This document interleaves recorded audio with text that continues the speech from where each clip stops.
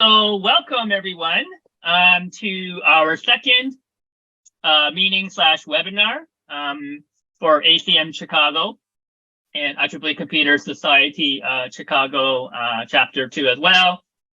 So my name is Alvin Chin. I'm the chair of ACM Chicago and also the chair of IEEE Computer Society Chicago, as well as chair of IEEE Chicago too as well. So we welcome everybody from those organizations to come this evening to our talk.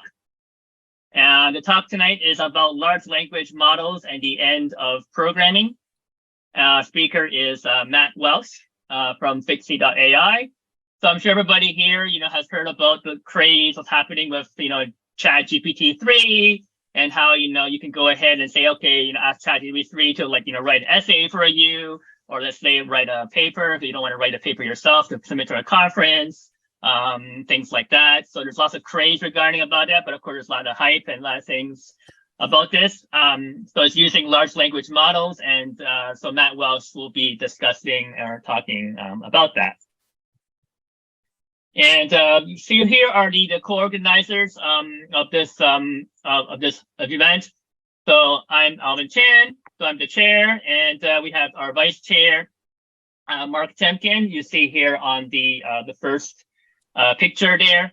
And then we have our treasurer of ACM Chicago. On the second there is Greg Newmark. Yeah, he's waving his hand. Thank you, Greg. I'm in the third. And then the fourth is our vice chair of IEEE Computer Society Chicago, who is Gina Martinez. And here are URLs you can be able to, find our meetings. So the meetup groups for ACM Chicago and IEEEchicago.org /CS. And we also like to welcome, first of all, I want to give thanks to the ACM local organizers for their help with tonight's event. So we've also have other chapters of ACM besides ACM Chicago. So I'd like to welcome all the members from the Washington, D.C. chapter. Terry Grosheim is the chair for the Washington, D.C. chapter. And then for the Boston chapter, we have Edward Friedman. From the New York City chapter, we have Hari Teya Tatavarti. Hopefully I pronounced that correctly.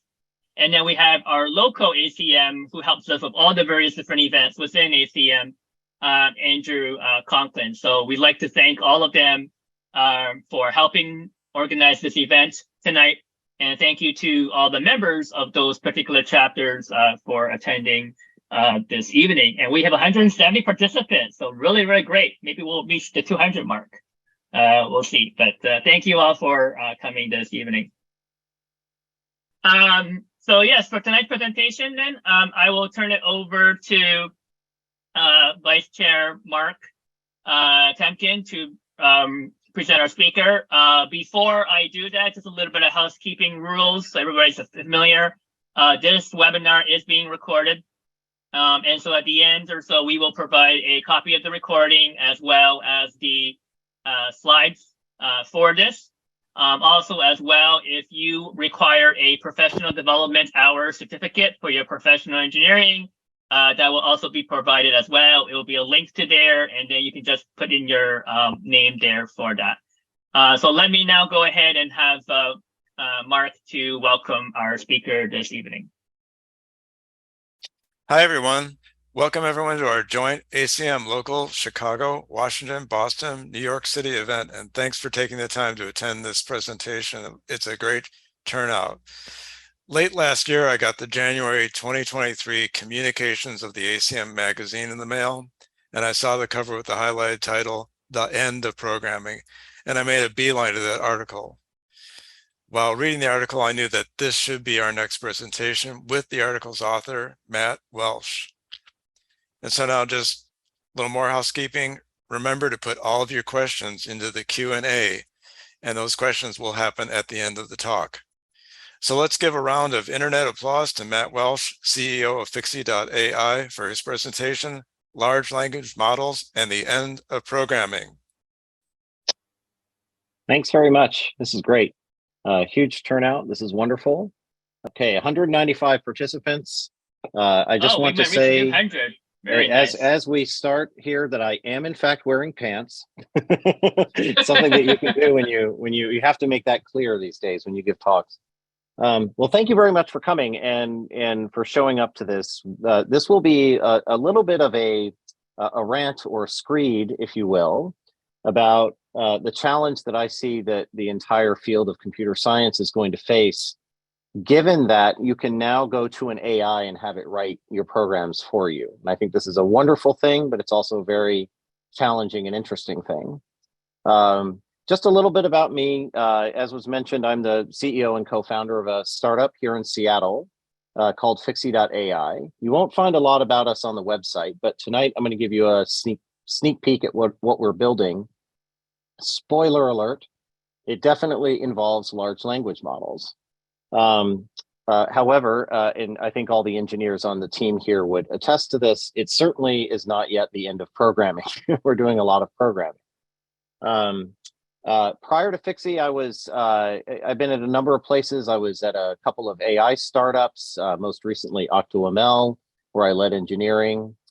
Previous to that, I was at Apple for a little while after another startup that I was a member of had gotten acquired by Apple. That was called Xnor.ai. And then prior to that, I was at Google for about 8.5 years on the Chrome team. And then way back in the day, I was a professor of computer science at Harvard. I did my PhD at Berkeley. So let's just say I've been programming for a while. I've been involved in the AI space for a bit and have found that this new generation of AI models is really changing the landscape. And I think it's really important that all of us think about the implications there, and we think about, how our field is going to evolve in light of this. So not to bury the lead, but what I wanted to say here is, computer science is doomed. And what I mean by that is really the fact that I think the field is going to change radically. If you think that, what is computer science as a discipline? It has always been about really one main thing, which is translating ideas into programs. That's the entire field, everything, systems, databases, theory, all of it is really about that concept. And, fundamentally, it's in particular the study of how to take a problem and map it onto instructions that can be executed by some kind of von Neumann machine. So that is CS in a nutshell. If you were to ask me my definition of it, that's what it is. So the critical thing to keep in mind here is that CS has always had this assumption that the programs we're talking about here have been implemented, maintained, and understood by humans. That's always been the assumption of the field. And here's the big shocker to most everyone here. I'm sure that all of you are stunned to learn that humans suck at all of those things, right? That building software, maintaining software, making sure that it works, making sure that it's maintainable is a tremendous endeavor. And it's not an easy one. And it's one that I think fundamentally is just incredibly hard because of the nature of computer software, which is just incredibly complex. So, for a long time, the answer to this question has been, well, let's just make programming easier, right? This should be a straightforward problem to solve. We're going to develop new programming languages and programming abstractions that address this problem. And I want to make a bold statement here, perhaps, and forgive me if this is a bit forward, but my feeling is that 50 years of programming language research has done nothing to improve the state of affairs. What I mean by that is, all of the work that we've done in type systems, debugging, static analysis, linters, none of them have solved this problem. The programs that people are developing today are just as complex, just as hard to maintain, just as difficult to understand, and just as full of bugs as they have ever been. I don't see this problem going away anytime soon, and we've been at it for a while. If this was a 10-year-old field, one might say, well, perhaps just around the corner, there's an answer to this. We'll crack that nut somehow. We'll make it so that we don't have this problem anymore. But I don't think that's ever going to happen. Let me show you some examples of the progression of programming over the last several decades, starting with Fortran in 1957. I've forgotten exactly, I think most of my examples here are snippets of code that do something like Conway's Game of Life. Not all of them might have that, but this is a snippet of Fortran code that would implement Conway's Game of Life. Perhaps not the exact variant of Fortran in use in 1957, but I challenge you to understand this, right? I mean, I program in so many different languages, and looking at this, it is not obvious to me whether it works or not. BASIC was intended to make computing and programming easy and bring it to the masses. And that was the first language that I learned how to program in, probably sometime in the 1970s or early 1980s. I don't think this is a whole lot easier to deal with, right? It's a little more friendly, but it's still fairly complex. Okay, so what about APL? This is Conway's Game of Life in APL. Apparently, I don't know for sure, I lifted this off of a website. If somebody put a gun to my head and asked me to explain this program to them, I would absolutely not be able to do it.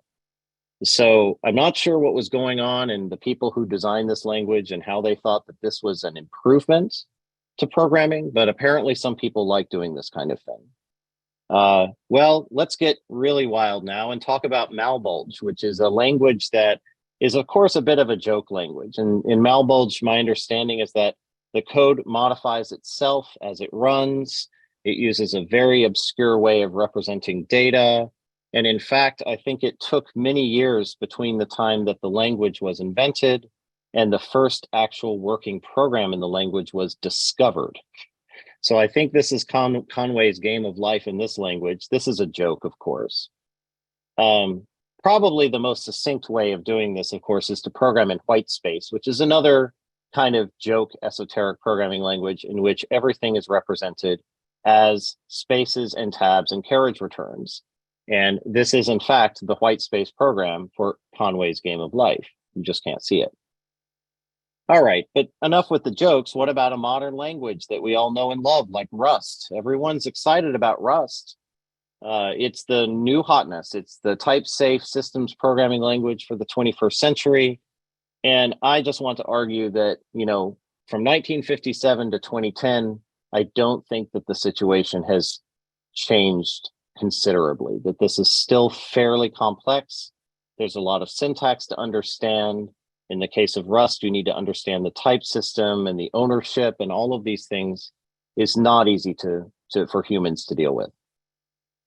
Okay, so I think it would be easiest if we could just go to our friend ChatGPT and ask it to write us programs. I mean, why are we doing all of this? What's the purpose of this exercise, right? We have an idea and we want to translate it into code that a von Neumann machine can run. Well, we've all seen that things like CoPilot and GPT-3 are fully capable of writing lots of sophisticated computer programs. So let's go to ChatGPT and ask it to write code for Conway's Game of Life in, say, x86 assembly code. Let's cut out the middleman and, you know, go straight down to the machine code, right? Well, ChatGPT is smarter than that. It knows better than to be fooled by such things. And it comes back with the answer, I'm sorry, but writing code for Conway's Game of Life in x86 assembly code would be a complex task and require a significant amount of knowledge of assembly programming. No kidding, right? So even ChatGPT can't be fooled into thinking that this is easy, right? So in any event, I find that this snarky answer from the AI is absolutely a great indicator of what's going on in our field, right? Even the AI doesn't want to write this stinking code. Well, coming back to AI writing code for us, you know, these days, almost everyone that I know who is a serious software developer is using GitHub's CoPilot, which is an AI program that lives in your editor that auto-completes code for you as you type. And if you are not using CoPilot, I think that this is the closest thing to the kind of programming you're doing in this picture here, right? You're beating rocks together like a caveman, right? CoPilot radically changes the way that we write code. And it has, at least in my personal experience, been just a remarkable and profound way of accelerating my development. So, thinking more, going from the caveman to actually someone who uses CoPilot, now I feel like HackerMan doing this kind of thing. So CoPilot has some really incredible capabilities. And if you haven't tried it, I'd encourage you to use it. When I first started using CoPilot, I had this idea that perhaps it was only going to spit out code that was of the kind of, undergraduate homework assignment solution, right? It was only going to understand, basic things like, linked lists and maybe just parrot back some trivial responses. That's really not the case at all. It is surprising to me when I'm writing code, and I do so almost every day, that as I'm typing, CoPilot does a very, very good job at often completing my thoughts for me. It reads my mind a lot more than I really think it should. As a recent example, I was writing a series of unit tests for our software, and I typed a unit test, I typed a second unit test, and I was about to type the third test case, and it just filled in the next 3 test cases for me because it figured out, oh, okay, you're testing this, you're testing that, here's the set of things that need to happen. So it's really amazing at that. I also have the sense that CoPilot is a fantastic productivity boost because it saves me from having to context switch when I'm not quite sure how to do something. So for example, if I'm writing some code and I know this library is capable of, I don't know what it might be, searching for something in a list of strings, or generating an RSA key, or whatever it happens to be, but I don't remember exactly the thing I need to type, right? I've done it before. It's probably been a few months since I used this API.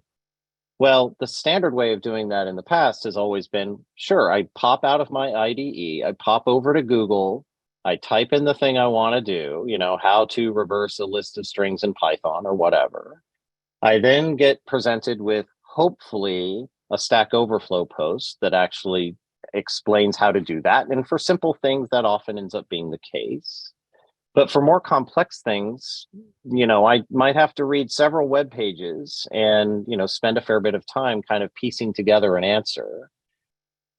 With CoPilot, you don't have to leave the IDE. You just start typing what you want to do. You type a comment and you say, generate an RSA key, and it completes the code. It just gives it to you right there and then. It might be sometimes a little bit wrong and you have to tweak it just a little bit, but oh my God, what a time saver. The other aspect of the time savings, of course, is that if I pop out of my IDE to go to Google and search for Stack Overflow, there's about a 50-50 chance that 45 minutes later, I find myself, on Reddit or Wikipedia, just doing something completely random and wasting time because I've gotten out of the zone of programming. So if nothing more, CoPilot keeps me in the zone, right? It's much more productive. I can just keep going. I don't have these little speed bumps that I run into all the time.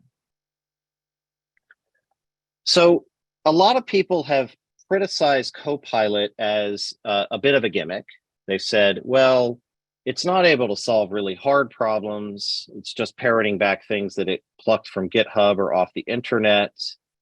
It's not intelligent in any way. It's only giving us back, small amounts of code at a time. It's not writing entire modules for us. All of that is very much true today. The thing that I think we need to be aware of, though, is that there's really only one thing stopping CoPilot from getting really, really, really good, and that is simply more data and more compute power. Guess what? Both of those things are in abundance. And so as we have more data, more code, more compute, I don't see any reason why CoPilot in a year or 2 or maybe 3 isn't going to get to the point of you type a few lines at the top of a source file and it just writes the rest. Doesn't seem crazy to me that that's actually going to happen. A lot of people don't believe that will happen. They say, well, that seems unlikely. But I think if history has taught us anything, it's that humans are really bad about extrapolating from a few data points in recent history. This is an exponential curve that we're on. And you look back at the last few data points, you don't see the exponential, but then when you're rising on an exponential, the changes are happening so fast that you may not be aware of them. So thinking about CoPilot as not just becoming an essential tool for software developers, but potentially as a mechanism to full-on replace human programmers over time. As I said, we're not there yet, but I don't know that it's that long until we are at this point, potentially. So let's just run the numbers, okay? How much would it cost for me to use AI to replace a human programmer? And let's just take a look at the productivity of typical human programmers. You know, I've worked at places like Google, and I believe that sort of on average, the number of new lines of code that get checked in, that's not written, checked in, finalized, committed code a day for a single human developer is roughly about 100. And the reason that I use that number is because if you are really cranking out code, you might generate a few thousand.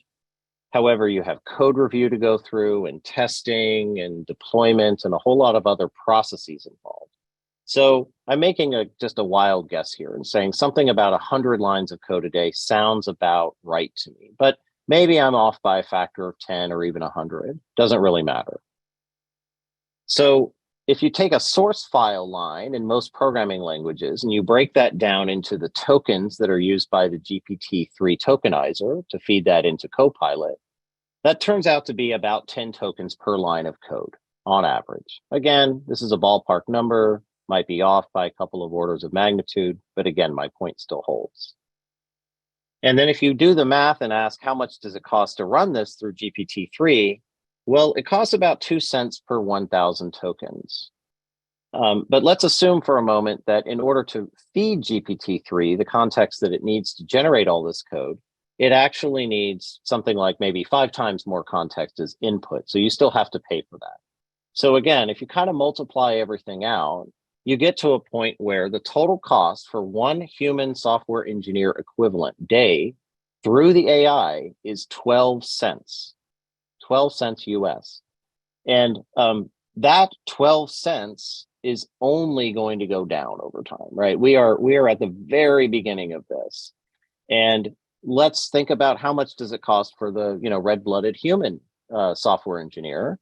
Well, again, I'm doing some just rough math here and making some assumptions about salary and benefits and, fancy cafes and massage tables and bowling alleys. But, let's imagine it's like $1,200 a day for a human engineer. This is, a gap of 10,000x. And so anyone who's thinking to themselves, well, my job is safe, I'm a software engineer and I'm really good at it, you're going to have to look hard at these numbers, because I think that we are going into a world where the cost savings from not hiring humans to do this job is going to radically change the industry. I might be off by, 10 years or so in my prediction, but even if it's just 10 years, people that are just entering college now are going to have to think very carefully about how they plan their career if this ends up being the case. So a lot of things about robots and AIs that we already understand, right? The robot does not take breaks. I'm talking about generating 100 lines of code a day, but a robot doesn't need to be limited to that. It can generate thousands and thousands and thousands of times more code.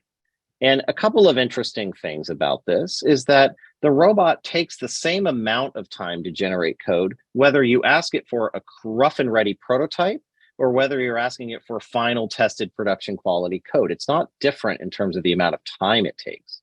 But if you ask a human engineering team, hey, go prototype this out, that might take them, okay, sure, I can do it, today or tomorrow, but it's not going to be ready for production for another 3 weeks because we have to rewrite it and refactor it and add tests and have to make sure it's reviewed and everybody agrees and everything, right?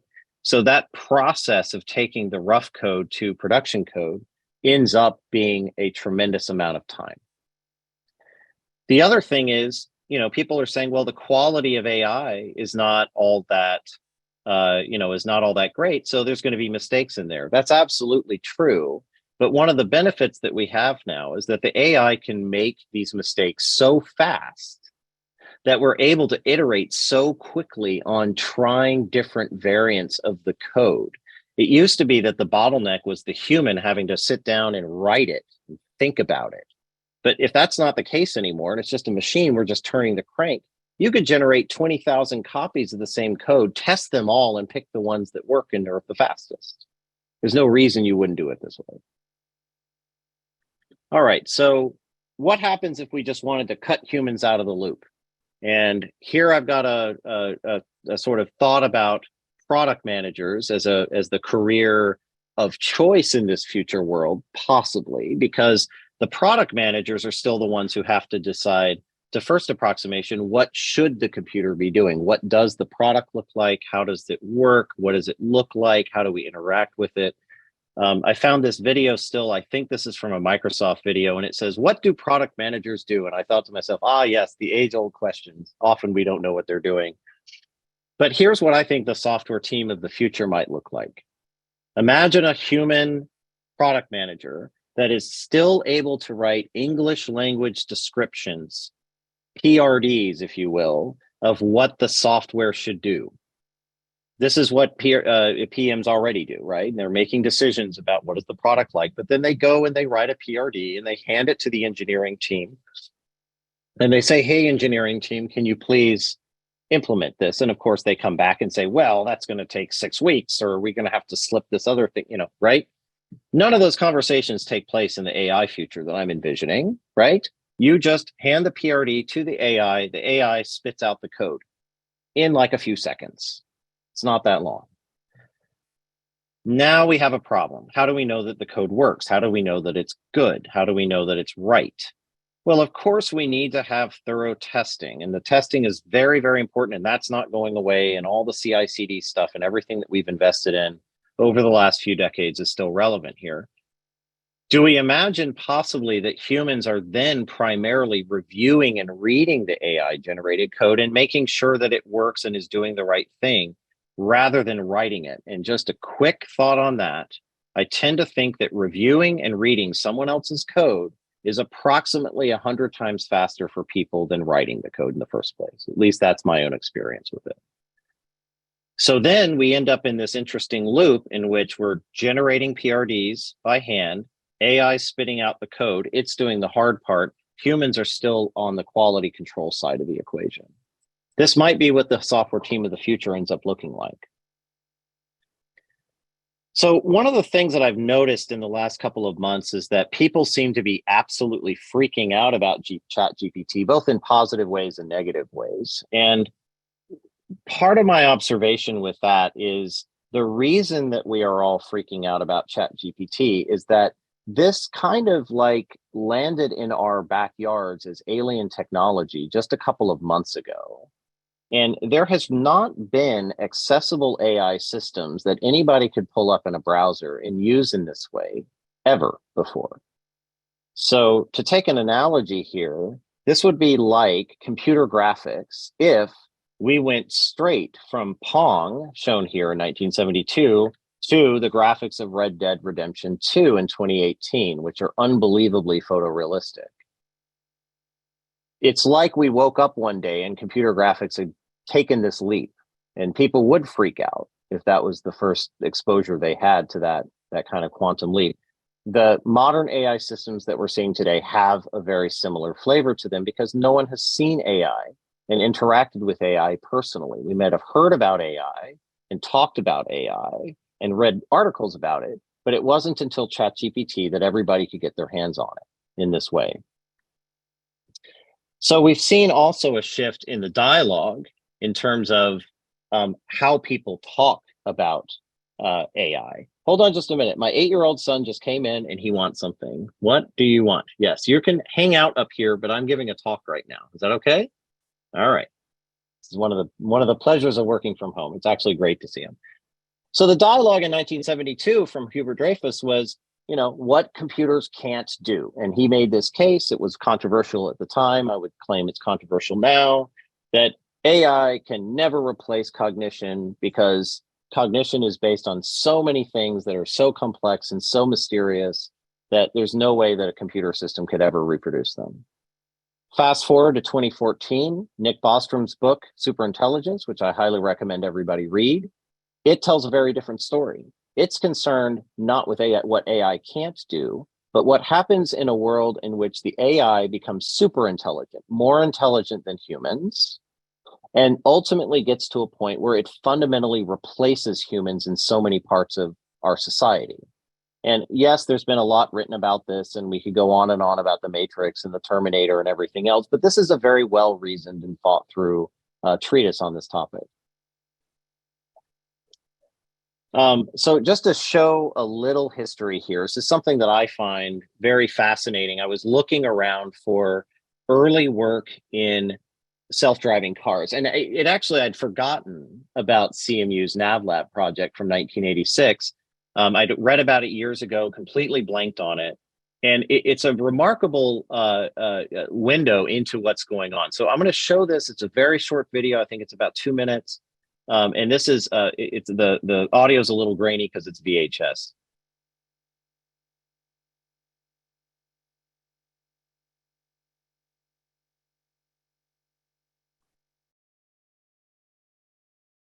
We have recently built the NavLab, a test bed for research in robot navigation, image understanding, and the role of human interaction with intelligent systems. The NavLab is a roadworthy truck modified so that researchers or computers can control the vehicle as occasion demands. As a mobile navigation habitat, it accommodates researchers and significant computing on board. Because it is self-contained, the NavLab is not subject to telemetry bottlenecks, communication faults, or dependence on stationary infrastructure, and can travel to confront navigation problems at a test site. Driver controls allow a human monitor to override automatic control for overland travel, setup, and recovery from experimental errors. The NavLab shell houses all onboard equipment, including computers, controllers, telemetry, and internal sensors. In addition, it provides a working area for operators and allows researchers to gather data within the confines of the vehicle. Researchers can monitor and supervise the NavLab from the operator's console for setup, error recovery, and tuning. The NavLab supports a choice of sensing to accommodate many types of navigation research. Video cameras provide color and intensity images for scene interpretation. Road edges, for example, are analyzed through intensity, texture, and color segmentation. A scanning rangefinder sweeps the surroundings with a distance-measuring laser that provides useful three-dimensional information about the geometry and reflectivity of the environment. Taken together, color, intensity, range, and reflectance data provide a rich basis for building natural scene descriptions. Sensor information from several sources can be fused to achieve more robust perception. A Blackboard computer architecture integrates the distributed processes that sense, map, plan, and drive. The thing I wanted to point out about it that I think is just fascinating is the fact that this vehicle, this huge truck full of computers and cameras, and it's got a great view of how the thing does machine vision. It's going at you saw it like less than 1 mile an hour, right? And that was back in 1986. So let's just talk about where programming is going as a discipline, as a field, right? The dawn of time. This is back in the very, very early days where humans had to directly put in instructions into the computer as punch cards or flipping switches. This was how things started.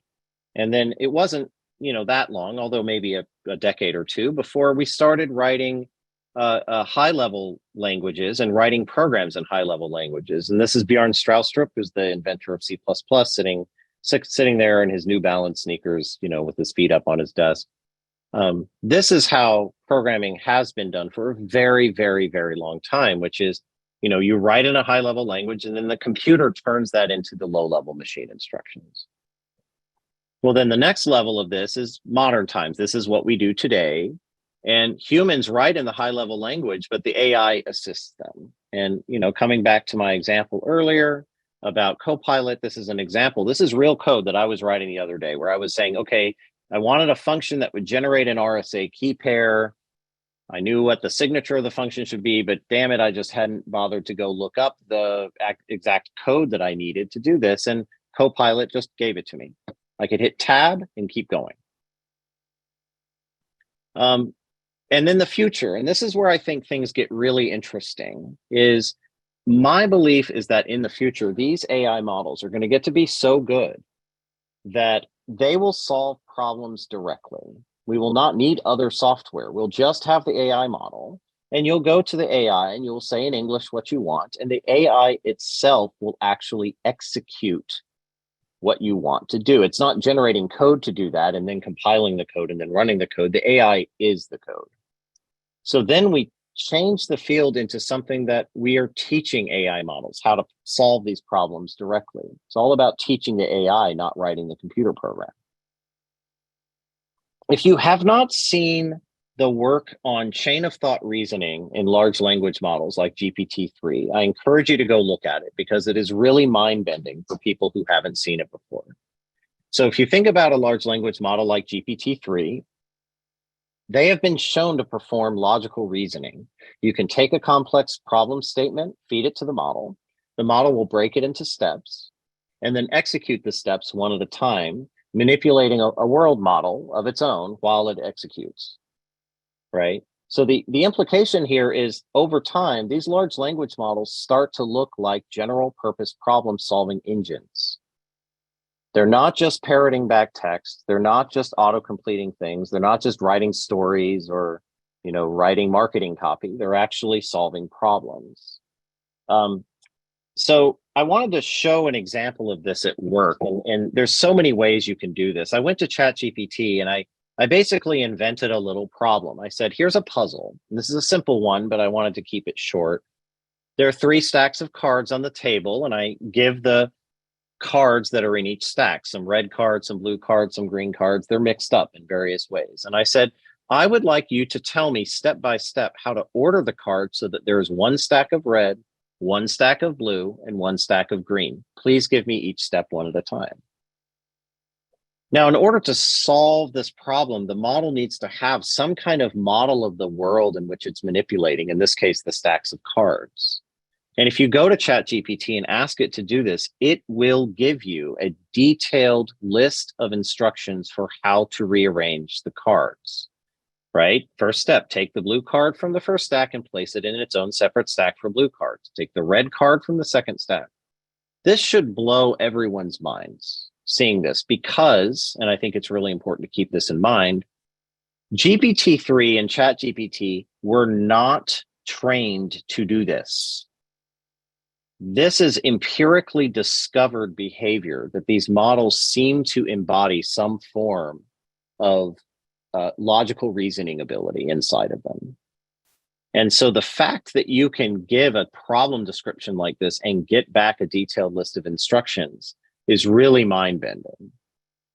So my claim is that over time, our concept of programming ends up getting replaced by teaching AI models new skills, how to interface to an API, how to pull data from a database, how to transform data, how to use software meant for humans. And there's a lot of companies active in this space right now, basically building the infrastructure, building the tools, building the capability to do all these things. I want to talk just a little bit, and because I have the floor, I do have this, I get to pull rank a little bit and tell you a little bit about Fixie.ai, which is my company. This is something we haven't announced yet. We're going to be talking more about it in the coming weeks, but just a little sneak peek about what we're doing. So we believe that the AI models of today, of 2023, are already good enough to replace a lot of handwritten software. So we're going to try to build the future of tomorrow today using this idea. And with Fixie, the idea is you give it a description of what you want to do, and Fixie takes it and using a set of large language models plus agents that can connect to external systems, it can produce a result for you, either an answer to a question or calling an API or invoking a tool or making a change in a database. These are all the things that these models can do. And critically, we're doing this not by writing a whole ton of code. We're doing this by teaching the AI models how to do this. So just a little sort of motivating example here is, imagine somebody came to Fixie and they said, fetch a list of GitHub issues and email the assignees a reminder to update them by 4 p.m. today. Well, what Fixie does here is it recognizes this is a multi-step program that's in English. And what it needs to do is first find an agent out there that knows how to talk to GitHub. And the way to do this is to send the GitHub agent a little English expression, in this case, fetch all the GitHub issues, to another agent. That agent has a large language model and a little bit of code that knows how to reach out and call GitHub. So fetch all GitHub issues turns into a blob of JSON that comes back from the JSON API, from the GitHub API. Now that JSON can flow into the next agent, and the next agent understands how to lift out semantically meaningful things from blobs of JSON. In this case, we need the assignees of those issues. And the agent inspects the JSON and then lifts out and says, here's the list of assignees for those issues. The third agent will map GitHub usernames onto email addresses, and then the last agent is sending out Gmail through the Gmail API. The important thing about this is I could have written a one-off program that could do this, right? It'd probably be a page or two of Python code for me to, fetch the GitHub issues and go through the list and then send an email. Sure, I could do that. And companies are full of little one-off scripts and tools like that. In this case, however, I only had to say in English what I wanted, and the AI models and the agents working together did the rest. So we think that this ends up looking like a very compelling way of building new software systems because there's so much less code to deal with. The AI models are doing all the heavy lifting. Building agents in this system turns out to be really easy as well because we're leveraging that few-shot learning, give examples, teach by example ability of large language models. To get an agent in Fixie to talk to GitHub took me something like 10 minutes. And the reason is that all I had to do was come up with about 7 examples of how to use the GitHub API. Basically an English expression, a query that might come in, how many PRs are open in this repo, example of how to call the GitHub API, and then what the response should be. That was written by hand. I wrote these 7 examples over here. But the large language models are capable of generalizing from those examples. This is super powerful. The idea that I can start with a small set of examples and now come in with a new query that it has never seen before and might refer to different people, different repositories, different tasks, and the language model can generalize from the examples that it's been given. This ends up being a really powerful way to build software. Another interesting thing about Fixie is the ability to use it to generate and process and manipulate media like images or video or audio. And so this is just a simple example. My 8-year-old who came in earlier, he loves red pandas. And so here's an example of generate an image of a red panda and put it on top of the night sky. And with Fixie, the way this works is we send it out to an agent that generates the red panda and generates the night sky. There's a second agent that masks out the background of the first image, and then the third agent composites the 2 images together. And again, I didn't have to write any code to get this to happen. I just said in English, this is what I want, and Fixie figured out how to coordinate those agents to give me my result. So I think it's really important for us to be thinking about how we're evolving the field of computer science in light of this new technology that's coming down the pike. And it's coming down really fast. This is not like a 20-year problem. This is like a 3 to 5 year problem, I think. You might remember, if you're old enough, that back in the day when you learned engineering, you had to learn how to use a slide rule.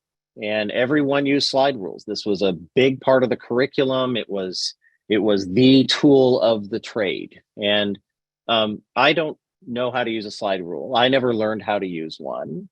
I have one actually that I bought off of eBay, but I don't know really how to use it. I don't think it's too crazy to liken this to the modern state of computer science. I worry that the way we're thinking about computer science is possibly wrong in light of the way that AI is going to evolve. And so we might imagine in, say, 2030, or not too far from now, that this model of sitting in front of a computer, writing code with an IDE and all of those things, that starts to look a little bit like using a slide rule. So maybe computer science starts to look more like EE. EE hasn't gone away. It's a very important field, but it's a more technical skill set, and it's necessary in more specialized occupations, but it's not the general thing. It's not like every high school kid is getting some EE. It's not like everyone is taking EE when they go to college. I believe in the future that the vast majority of people building what we call software today are going to be not writing programs, but they're going to be interacting with an AI. And while this sounds scary and it sounds like it's a big upheaval to our industry, I actually think there's some great things about it. One of the great things is that this can greatly expand access to computing. Today, if you know how to program a computer, you have like this superpower that most people don't have.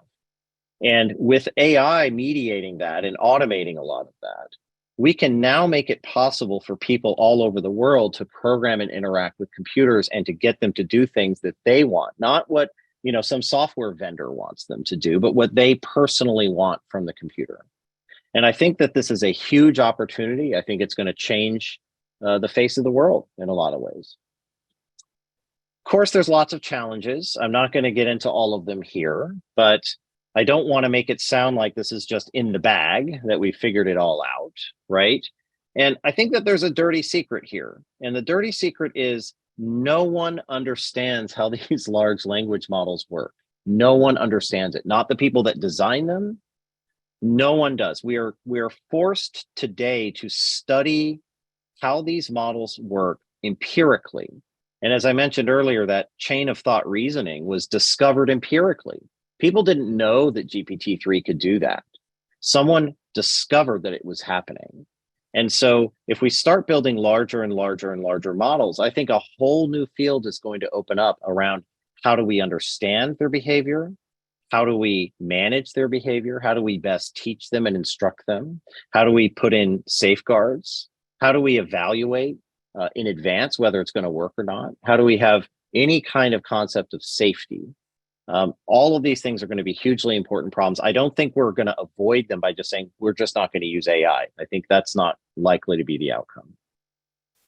Another silver lining here, and this is just my last thought, is, you know, a lot of people are worried about what AI does to the field of coding, but come on, let's be serious. Writing code kind of sucks anyway, right? Let's just let the robots do it and, you know, go and have a good life, right? Do something else with your time. Writing computer programs is not the best use of time for everyone. And I think we can all actually let the robots do a great job here, and the field is going to be great, and we're all going to build great things. So thanks very much. That's all. Now, there's my email address if you ever want to reach out. Thank you. All right, great. Thank you very much for that very inspiring and maybe something that is, I don't know, surprising, or if you want to call it dreadful, or, you know, is it going to replace everybody who's a coder or whatever? But anyway, very good, thoughtful presentation. So we have time for questions. We have a lot of questions. Look, we have 40 questions. So wow, this is really amazing. So thank you for those. I think we're going to somehow, you know, group these together because some of them are probably similar. So I'm going to now bring it over to, I guess, Mark or Greg to address, you know, some of these particular questions. So you guys go ahead. Two of them that I saw, which were about sort of questioning the cost example earlier about how much the engineer was paid, and one was saying, well, if you generate 20,000 examples and select the best one, well, now you're spending a lot more money on your, you know, GPT tokens, and you're actually starting to come up even with the cost of the programmer. And another thing that You've just I would, replaced a hell of a lot more programmers. I think that's the point here, right? It's that right. This is the sort of output equivalence, like a horsepower. Do I have horses in my engine? No, I don't have horses in my engine, but we still talk about horsepower because that's what one horse, I guess, is supposed to produce. It's the same kind of concept here, right? The 1,200 a day number, actually, I think you got to run the math and sort of think about someone being paid about $200,000 a year, getting benefits. Maybe they have a bonus at the end of the year. There's probably a stock equity in there. And then there's costs for perks and things like meals and other things. And, yeah, I'm kind of like anchoring off of companies like Google and Facebook where, those are the kind of numbers we're talking about in big cities, at least. And I know that that's not universal, but, I think my point is still valid, even if you have that number or take it down by a third or something like that. the other thing that brings to mind to me is if it does turn out that to get really good, useful results, we do need a lot more compute power, and it is fairly expensive. Does the AI tools then become a tool only for the rich? I think that's a very good point. And, it is something that concerns me a great deal, which is, possibly we get into this new kind of gap in terms of, well, people with the money can afford to use AI. The rest of us are, forced to do it by hand, right? I don't know how worried I am about this problem. And part of it is that, just the simple sort of back of the envelope cost analysis right here showed that it's not incredibly expensive today. And it's true that bigger models are going to cost more, but also the costs are going to come down, right? A lot of this is based on running these things on GPUs or maybe TPUs or whatever in data centers. And we all know the direction that that's going in terms of compute power per dollar or per cent or whatever. So my own take on this is I think that, betting on this stuff getting much faster, much cheaper, and much higher quality kind of all at the same time makes the most sense. There is always that question about like, where's the break-even point? How many years away is that? But all of those I think are really, kind of, lower order bits, frankly, in terms of, what's likely to happen to the field. There's a question here comparing this to self-driving cars. Billions of dollars have been invested in self-driving cars, but we're still nowhere near fully autonomous vehicles. Why and how is automated code generation different from autonomous driving? I think there's vast differences, and I don't think it's easy to draw real direct connections between those two for a whole bunch of reasons. I had my first opportunity to drive, or rather sit in the driver's seat of a fully autonomous car recently. And it's a Tesla and it has the full self-driving. Of course, it sometimes has to turn off, and that's okay. But, for the most part, I was able to go from place to place without doing any driving. Scared the hell out of me. I was just freaked out the whole time it was going to, careen across the lane and slam into another car or hit a pedestrian. I just couldn't relax in that. But this is an irrational fear of mine, of course. It's because I'm not used to it. It's not just new technology, something I haven't experienced. Plenty of people are quite comfortable doing that. I think a big difference here is that, writing code, generating code in the way that we are doing it with these large language models is fundamentally a much easier problem to solve, right? Self-driving cars have to deal with a vast amount of information flowing in and flowing out in real time with very, very severe safety requirements. Generating code, it can take a lot longer and generate a lot less code. I mean, there's less data as input. CoPilot is probably pulling in, a few kilobytes at a time each time that it generates something for me. It's just like completely apples and oranges as far as I'm concerned.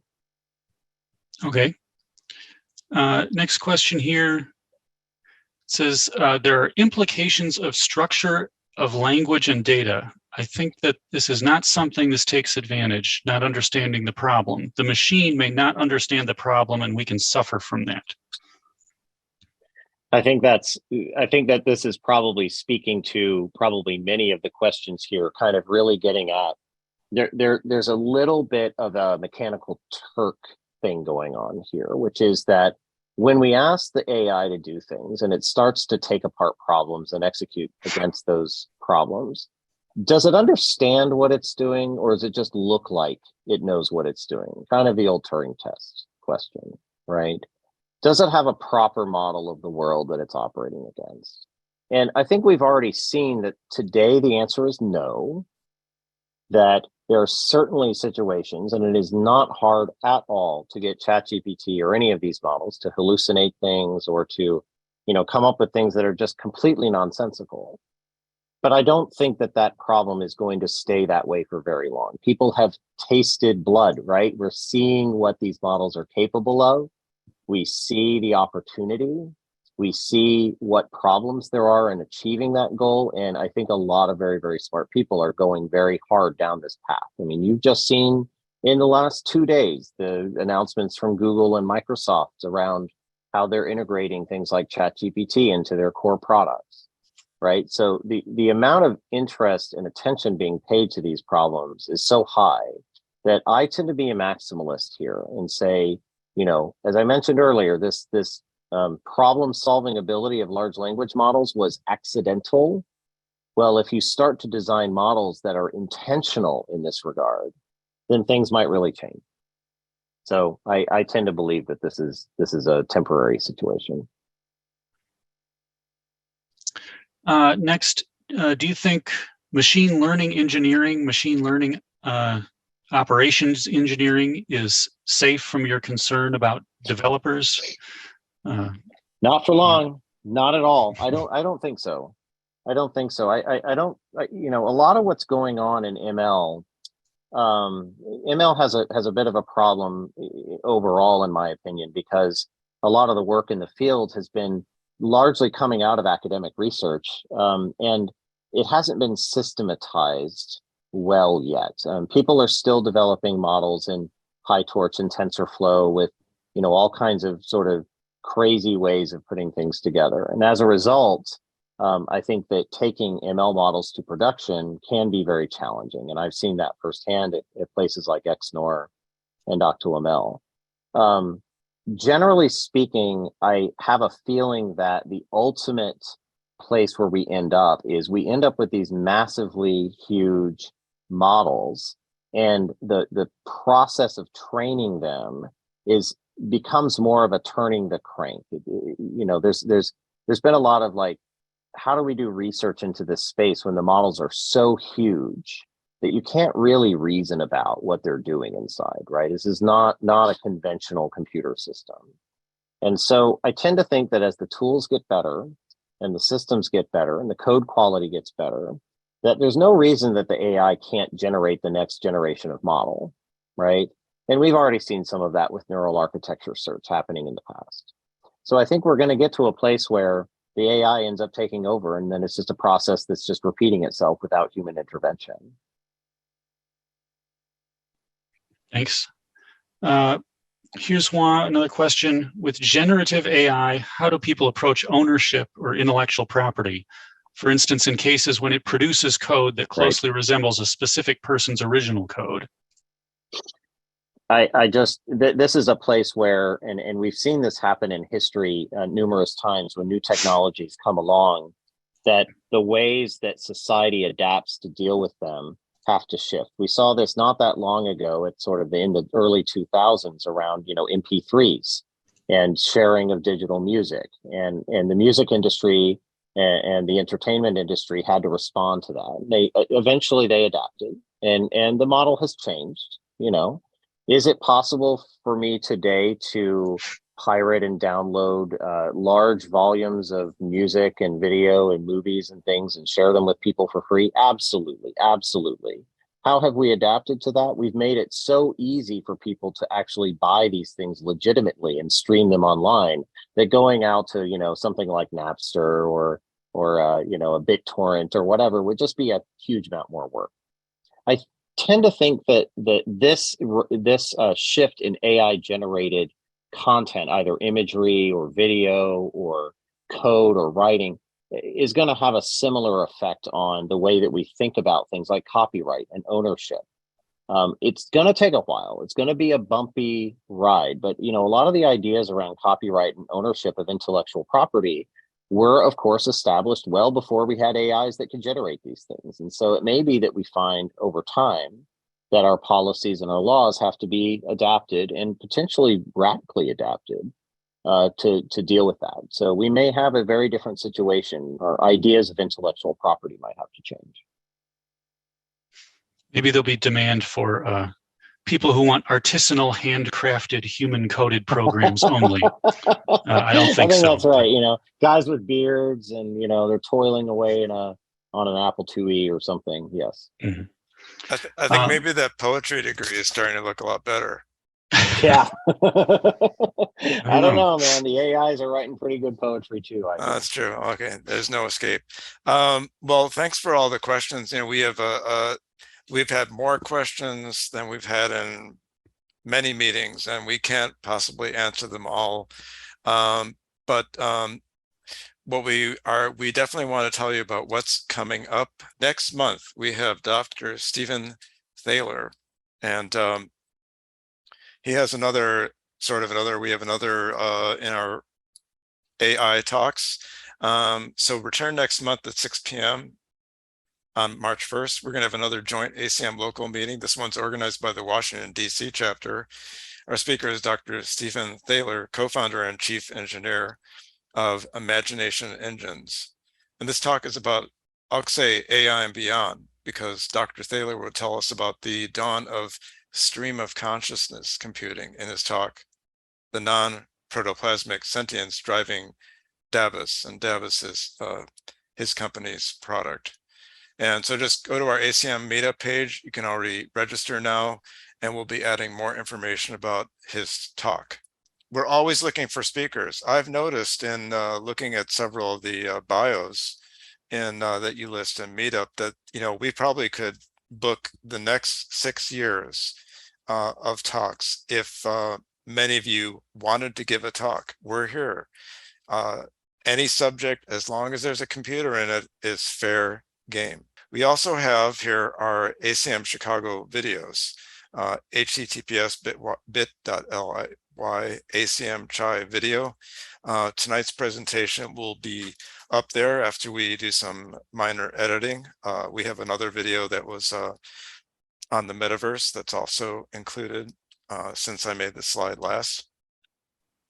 And we're looking for volunteers. We always need people to help us. We have lots of things that we do here. We find speakers, that's research, we plan events. We're going to have a live event, at least one coming up soon, which is going to be, I'll tell you, more than 3D itself, but there'll be more on that later.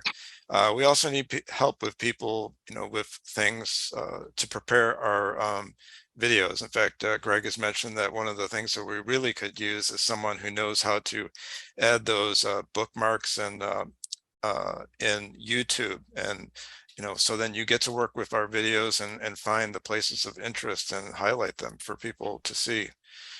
And it's a great opportunity, to network with future speakers and topics. Before I read that article and before we made this contact, Matt and I had no contact at all, and now we have some. So this is a way of meeting people because you're offering something, this forum, to speak to our audience. And of course, you help build interest in computing, regardless of where it's going to lead us. So we're looking for speakers and topics. That could be you. Just contact us at vicechair@chicagoacm.org or chair@chicagoacm.org. So I want to thank everyone for coming. Sorry we couldn't get to all of the questions, but we'd have to be here for quite a long time. So thanks again. Thanks, Matt. It's a great presentation. Thank you. Appreciate it. Have a good night, everybody.